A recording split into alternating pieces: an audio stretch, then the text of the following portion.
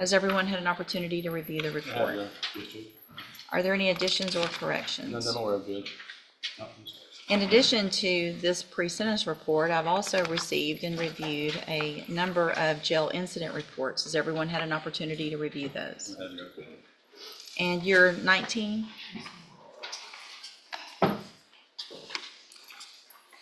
Why haven't you been acting right in jail? Most of the reports are not true. One time I did not uncover my face on the video. I did, because I was asleep and she didn't wake me up. Ms. Bella didn't wake me up. When I got here in June. So she's lying when she says she tried a few times and then she taps you, taps your bed, kicks your bed a little bit. That day, Ms. Bella never tapped me. And then in June, I got in a fight when I first got here. The girl swung at me first. Okay. That's accurate what it says, the girl here with the closed fist. Yeah, I mean, if you get hit first, that's not the one that I'm so worried about. It's the...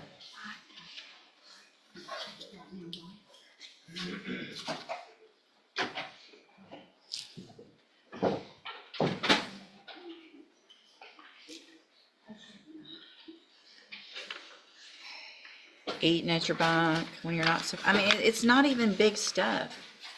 It's just not following the rules. And if you can't follow the rules in jail, why should I believe that you can follow the rules on probation? When you're in jail, when you're on probation, when you've committed a felony, you don't get to make certain decisions for yourself anymore, right?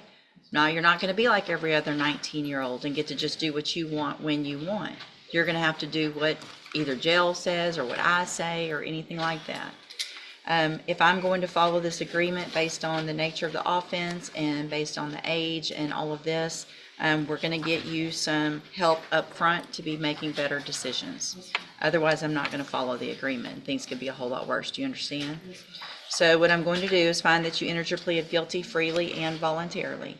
Find sufficient evidence to find you guilty. However, I'm going to follow the agreement that you made with the district attorney, and I'm going to defer all proceedings and place you on probation for 10 years. You're ordered to pay the $1,000 fine and to follow all of the rules and conditions of probation. One of those is going to be that you enter and successfully complete the cognitive track of the ISF program. That's a 90-day program. You're not going to get out of jail today. You're going to go to ISF instead, and you're going to hopefully pay attention and learn how to make better decisions. You're still young, you're still immature, but you're going to have to make some very mature decisions if you don't want to go to prison. And that's going to be to help you make those better decisions. Now, here's the thing. If you're in our jail and you start before they send you in the next week or two, or if you're in ISF and you are acting up and not following rules, putting something on your head that you're not supposed to, eating where you're not supposed to or when you're not supposed to, talking about whatever it is, I don't care, then you could be revoked just for not following the instructions. And you'll never get out and even have an attempt at probation. Do you understand? So whatever's going on and whoever your buddies are in there, you need to tell them, just sit there, do everything you're supposed to do. All the playing around's done because you want to get out and make something of your life. And if they don't want to, that's going to be on them. If you keep doing all this, you're going to have a felony conviction and you're going to go to prison. It's that simple. You understand? The part of this probation that is so good is that you don't have a conviction right now.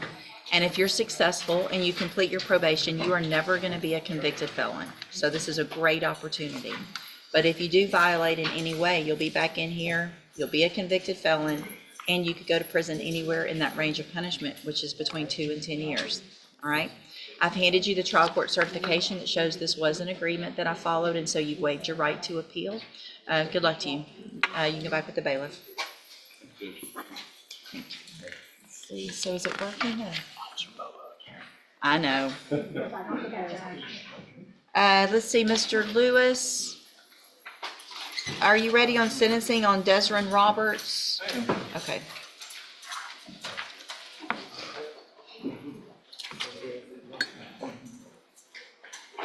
So he's still working on it? Okay. Desron Roberts. Good morning.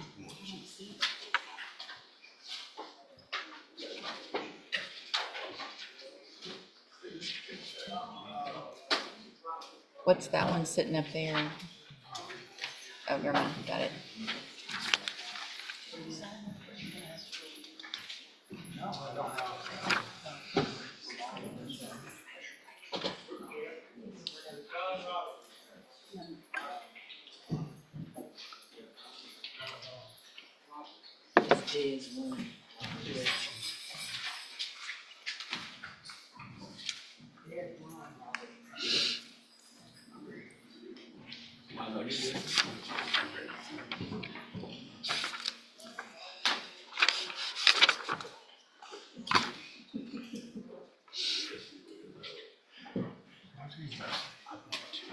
Because he had a whole lot of Angela County that we know about. So instead of once the PR bond was processed, Angelina picked him up. That's why he missed the Yeah, PSI. okay.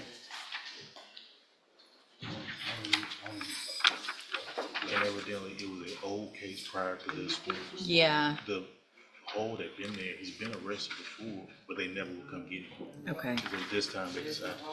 And what did they do? I want to say it was time served or something like Okay. that once he got up there, but it's over with. Okay. Okay.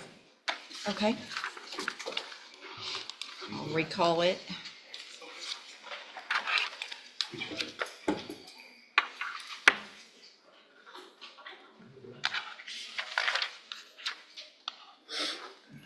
Mr. LeBlanc, did I see Todd? He was just here. Judge, can I reset two of Alan's? Yes. Yes. Alan, make sure the bailiffs know. Alan, the two resets.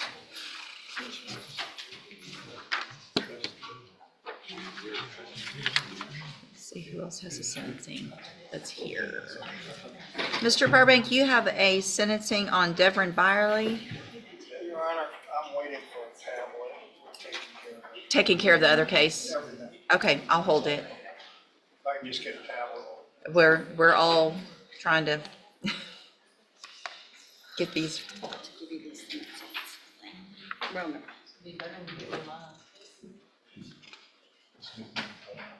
I know it won't help anything, but I'm ready to like pick up my phone right now. This can't be every docket day. This can't be every docket. We're 35% there, 45%, Doing what? Race 85%.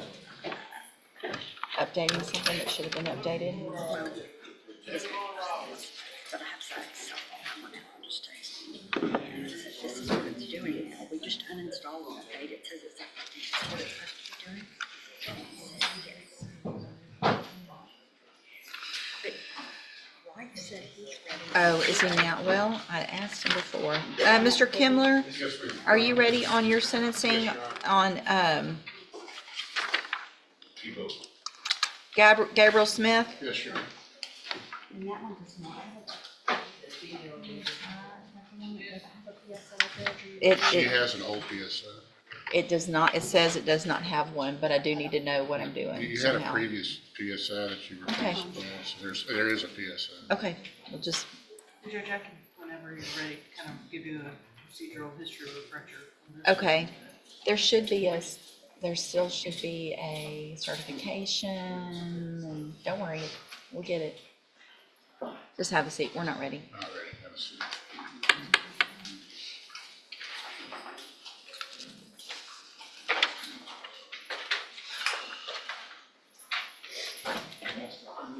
Letitia Tebow sentencing, let's try that. It's okay, don't go there. Let's-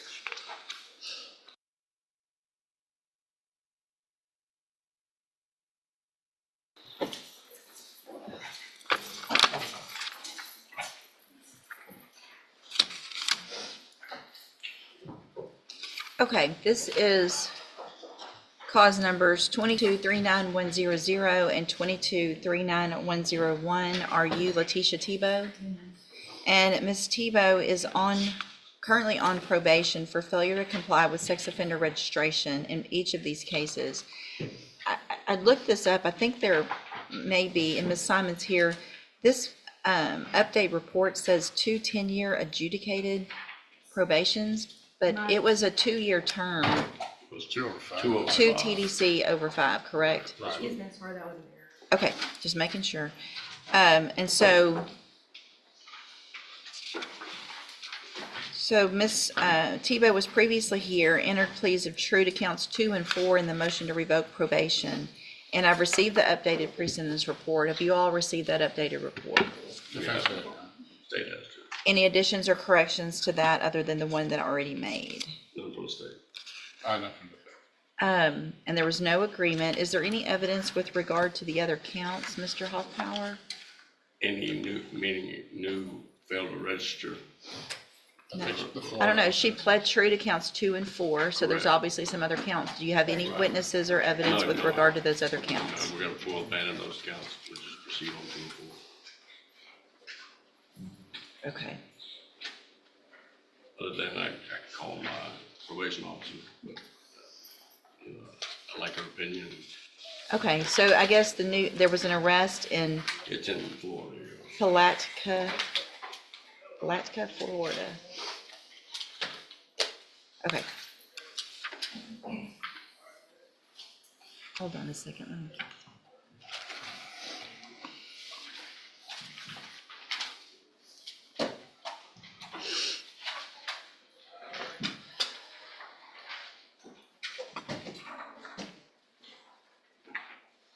Putnam County,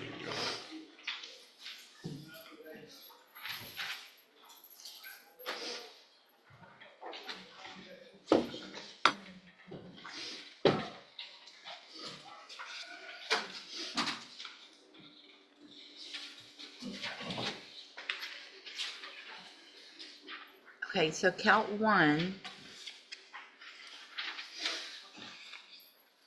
Why don't you have any evidence with regard to count 1 if your probation officer's here? we can call, I'm sorry, apologize, Your Honor. Ma'am, would you please raise your right hand? Do you swear or affirm the testimony you're going to give in this hearing will be the truth, the whole truth, and nothing but the truth, so help you God? Thank you. You may proceed. Would please take the name from the record, please. Sarah, sorry. I'm assuming are you the probation officer assigned to Ms. Tebow? I am. Okay, and how long have you been the first supervision officer? Year and a half. Okay, and throughout the time that you've been a probation officer, has you complied with the terms of her condition? In either one of the cases? Speak up, please. I'm sorry. Okay, no, she has not. She's not. Yeah, okay, in what instances has she not complied? Tebow has had inconsistent reporting habits. She was not paid towards her processed fees. She was missing a two. Was she allowed, first of all, was she allowed through her probation here in Texas to venture out of the state and be in Florida? She was not. Okay, she wasn't allowed? She was not allowed. Is she allowed through her reporting as a sex offender to move or go to another state and not move from probation? That was, Is she allowed to leave the state? not without. She pled true to that. Count 1 is that she has not reported since January 27th of 2025. Is that true, ma'am? Is she That is true. intermittently or she is fully, not, she's been called absconder? She is absconded. Okay, since that day? Yes. Or 90 days after that time in January, she became absconded. She been absconder. Okay, and since she reported since the time on which she was arrested? She has not reported Have you spoken to her at the jail? at the hearing. All right, did she give a reason for why she didn't report? She did not. At this time, I'll pass it on to you. Okay, I also would like to know, Ms. Simon, were you able to confirm in any way the arrest? Obviously, she's gonna say she didn't do it, and that's okay, but if she was actually just, whether an arrest happened in Yes, Florida? I did obtain an arrest report from Florida. PC, okay. But do you have a problem cause, do you have a full offense? The full Okay, for what crime was she arrested? There's two. I think one was petite theft and then obstruction by disguise first. Was it all the same incident? Yes. And what date did that occur, according to the law? June 29th, 2025. And were both those committed? Objection as far as committed, Your Honor. I don't object to her listing evidence as far as an arrest. An As far arrest. as the actual commission, it could violate a right to front cross. Did the allegation occur? Yeah, the arrest. The arrest occurred while she was on probation? Kelly, this just did something again. Correct. And those haven't been resolved to your knowledge? Not to my knowledge. May I proceed, Your Honor? Yes. She initially failed to report in January, is that right, 2025? That was the last face-to-face contact I had. January 2025. Then arrest, June 29th of 2025. Yes. So February, March, April, May, June, 5 failures to report. And she went into absconder status March of 2025, Maybe April, April, like 90 days after. 90, so April 2025, she became an absconder. 2 months after that, she was arrested in Florida, is that right? Right. So you were aware she was in Florida, which they, when were you made aware that she was in custody in I Florida? received a phone call from somebody that let me know that she was arrested and in jail in Florida. And then that's when I obtained this arrest report. So when did there was an MTRP entered into NCIC, I guess, after April? Was there an MTRP and that's why Florida advised you there was an active warrant for her then? There was an active warrant for the MTR. She was arrested for these. Right, and that warrant popped up in June in Florida. Correct. So from June 29th to today, she's been in custody, is that right? So I she didn't try to couldn't open report anything, it it just started doing stuff to on its probation own. department. She's in custody from June 29th to today because she's locked up. Yes. I don't care. That's not her fault that she didn't report. Because she's in custody, correct? She was in custody. So she can't. Correct.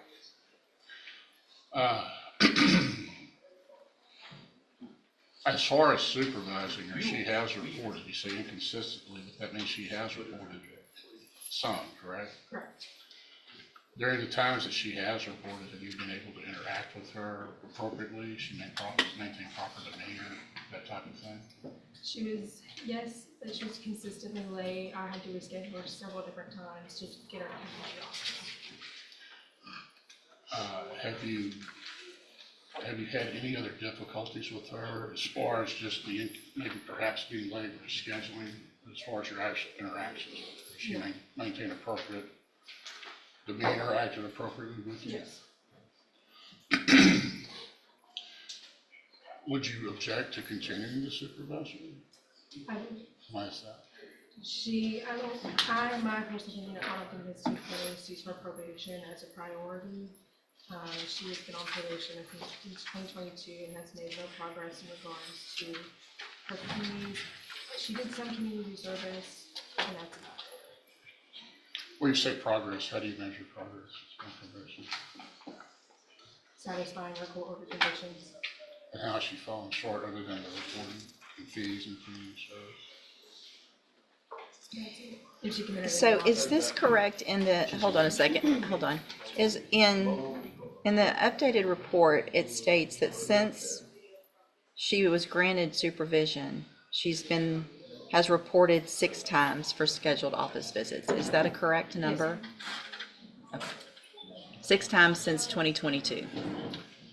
I have another question, Your Honor. Real quick. Let's let Mr. Kimler finish. If she were to be extended, which the court has the power to do, I mean, you would continue to supervise her, right? Or would you have a problem with supervising her for consultants? I would work with her this. See any indication of the need for some type of mental health referral or anything of that nature? I mean, I understand she's only reported 6 times, as the judge indicated. You see kind of programs or other things that probation could do for her to maybe perhaps to get her on the right track? I think the only other option would be the cognitive check of ISM. Pass witness.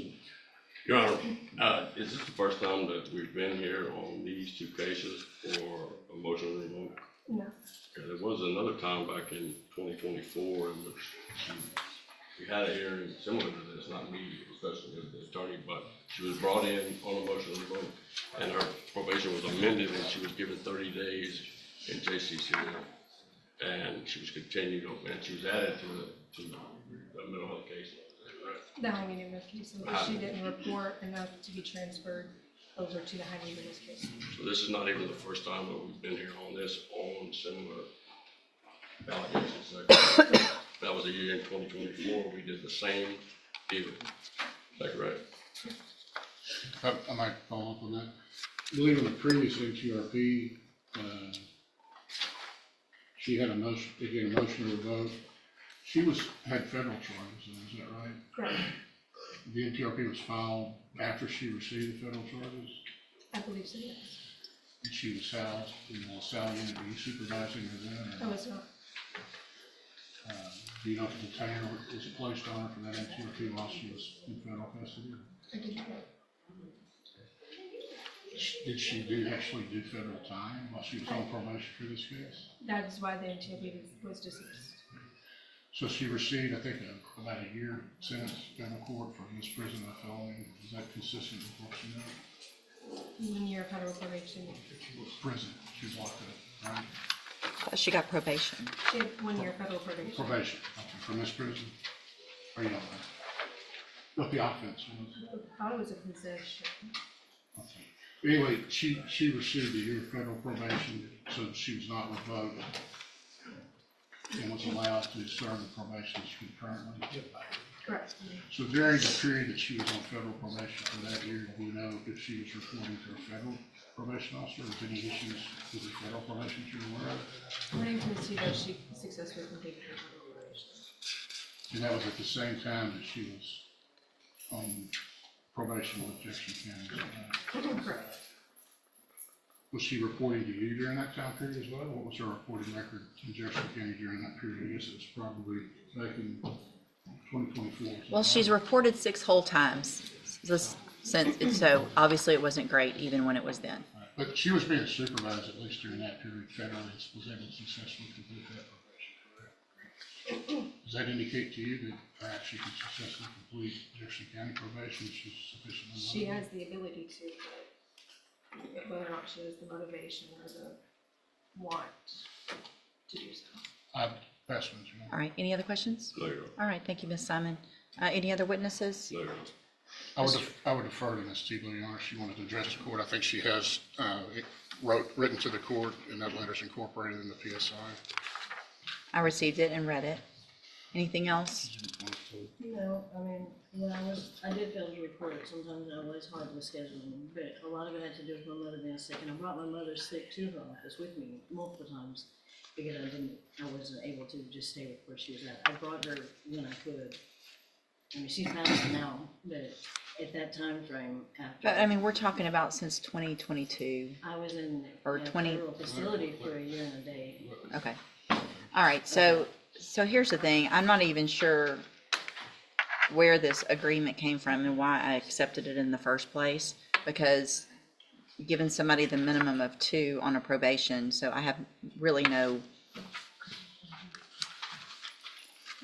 nothing to do hardly on this. But Ms. Tebow, I mean, you've been given every opportunity over the last 4 or 5 years to do everything you're supposed to on this probation, and you've refused to do that. You flat out refused, and everybody, we all have different issues that go along with parents and family members and things that go wrong. And instead of, I mean, it looks like, I think one of the things that concerns me the most is that you called June 2nd asking why the police went to your home. June 2nd you called. And so your probation officer said there's a warrant because of your violations on June 2nd. Then you went to Florida and got arrested for 2 new offenses without registering, without obviously telling anybody where you are and the type of probation you're on, the offense that you're on probation for. That's probably the number one thing that you should do. So fleeing the state when you know that there is a warrant for your arrest gives me no reason to leave you on probation. Unfortunately, I think for me and for the community, the most I can do is 2 years, and so that's what I'm going to do. I'm going to find, based on the evidence today, that counts 1 and 3 are true. So I'm going to find, you entered your pleas of true to 2 and 4 freely and voluntarily, find all 4 counts true. Find sufficient evidence to revoke your probation, and cause number 2239100, revoke your probation, sentence you to a term of 2 years in the institutional division of the Texas Department of Corrections. You do receive credit on that sentence for any time that you've been in custody that the law gives you the right to receive. And cause number 2239101, also find sufficient evidence to revoke your probation, and at this time revoke your probation, sentence you to 2 years in the institutional division of the Texas Department of Corrections. You will receive credit on that sentence for any time that you've been in custody that the law gives you the right to receive. These cases will run concurrently, which means together at the same time. You need to sign that, please. I'm handing you the trial court certification that shows there was no agreement. You do have some rights to appeal. You can talk to Mr. Kimler about that, and he'll give you a copy of that as soon as y'all get it signed. Thank you for being here.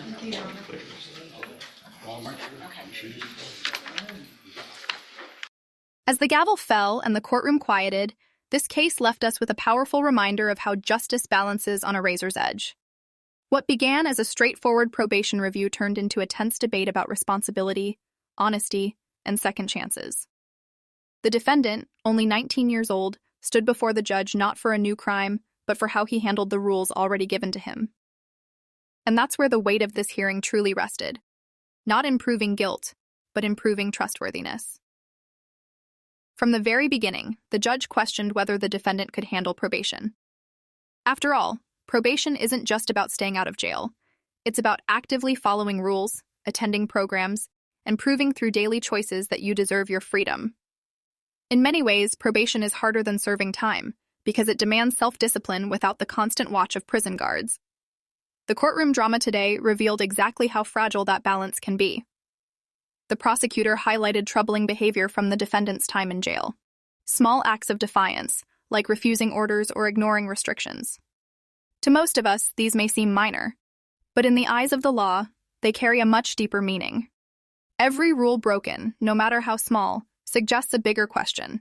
If you can't follow simple instructions in a controlled setting, how will you handle complex probation terms outside, with temptations and distractions everywhere? That's why the judge pressed so hard on this issue, because probation isn't about perfection, but it is about consistency and respect for the system. The defense, on the other hand, tried to paint a different picture. They argued that the defendant was young, inexperienced, and misunderstood, that sometimes jail officers exaggerate reports, and that this teenager deserved patience rather than punishment. This is where courtroom battles become more than just facts. They become about perspective. The judge had to weigh not only what happened, but also what it meant. Was this a sign of a troubled path ahead, or just the growing pains of someone learning responsibility at a young age? And then came the turning point. The judge's decision not to revoke probation outright, but to tighten the reins. Instead of sending the defendant straight to prison, the court ordered him into a 90-day cognitive program. These programs are built to reshape thinking, to challenge the excuses that often lead people back into trouble. It's a lifeline, but also a warning. The message was crystal clear. This is the last chance. Fail again, and the next stop won't be a program, but a prison cell. It's worth pausing here to reflect. This kind of decision represents the very heart of the justice system. The balance between mercy and accountability. Too much leniency and the system risks enabling bad behavior. Too much punishment and it crushes the possibility of rehabilitation. For a 19-year-old standing on the edge of adulthood, this balance could shape the rest of his life. 10 years of probation might sound generous, but with every year comes new challenges and the constant shadow of prison if he slips. Think about it. If he completes probation successfully, he walks away without a felony record. His future stays intact, college, jobs, even the right to vote and build a career. But if he fails, the hammer comes down with a prison sentence ranging from 2 to 10 years. That's not just punishment, that's a future rewritten. This case shows us how thin the line is between redemption and downfall, and how one decision can tip the scales forever. So as we close the chapter on this hearing, we're left with questions that go beyond one courtroom. Should society take risks on young offenders, hoping they'll turn their lives around? Or is the system right to come down hard when even small rules are broken? There's no easy answer, and that's why cases like this matter. They remind us that justice isn't black and white. It's a constant balancing act, played out one decision at a time. In the end, the judge chose hope, but tethered it tightly to accountability. Whether that hope pays off is no longer in the court's hands. It's in the hands of the defendant. The story from here will be written by his choices, not by lawyers or judges. And that's what makes today's outcome both merciful and terrifying. Mercy gives freedom, but freedom demands responsibility. What do you think? Did the judge strike the right balance here? Or should the hammer have fallen harder? Drop your thoughts in the comments. I read them all, and I want to hear your perspective. If you found this breakdown insightful, hit like, and don't forget to subscribe for more real courtroom drama and analysis. Until next time, remember, in law, every second chance is really a final chance.